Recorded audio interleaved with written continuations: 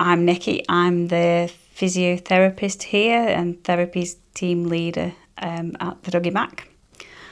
I was a little bit apprehensive, to be fair, Ben, when they said we were going to have virtual reality equipment for patients, because my experience with virtual reality has been like putting phones on gadgets, and it's good for relaxation. It's not really been as successful, and I've used it in exercise before, so as a physiotherapist, so a little bit okay. So I know you've had the introductory meetings and it all got approved and it was all going to go ahead, and then I joined later on, didn't I? I joined that process later on, and could definitely see there the potential through the experience of me with guided imagery, visualization, relaxation, and the benefits of having a bit of time away. And that's where I could see when I met with you and you showed me how to use all the equipment that day, and that importance of that bit of time out from everything that these patients and carers are going through.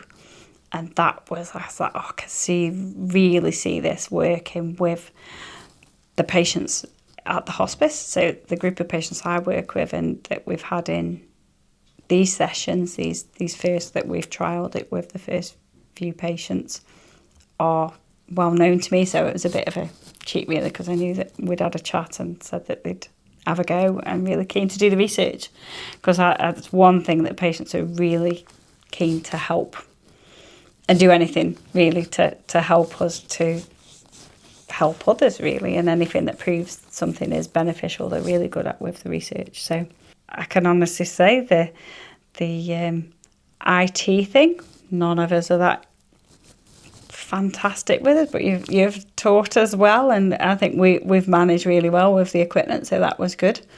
And looking at the videos, because we did obviously once we got hold of the equipment ourselves, and having a look at those videos it's been lovely and entertaining as well, because it's like some of us have been to these places and saying, oh yeah, and everybody in the office is like, I want to go. So we are going to look at doing some staff wellbeing as well, because I think it'd be really good to get the staff having a bit of a time out as well, because they have quite a difficult job. So let's get back to the patients. So that was one thing with those patients, those first, getting them set up was a bit like, oh goodness me, this a bit tricky. What do I do with this? Where does this go? Where do I find that video? But absolutely fine. We had a few practices together and then we got on with it and did it with the patients. Absolutely fine, no bother. But sitting here with you, get it all on, you get it going, and then we're just sitting watching the patients, and you can just see them enjoying looking around their sounds and what they're saying. It was like total. I can honestly, I got goosebumps that many times watching them, just seeing them enjoying and laughing, chatting to each other about, oh, look at the waterfall, or going up on up the mountain in the lift, and looking down, and it is just so lovely seeing them doing those things together. But also just one gent is quite well travelled, so they were talking about how they've seen these places, and he's expanding on that as well, and saying, oh yeah, and I stayed there and I was there for a few months, and that was really nice. But one lady is particularly I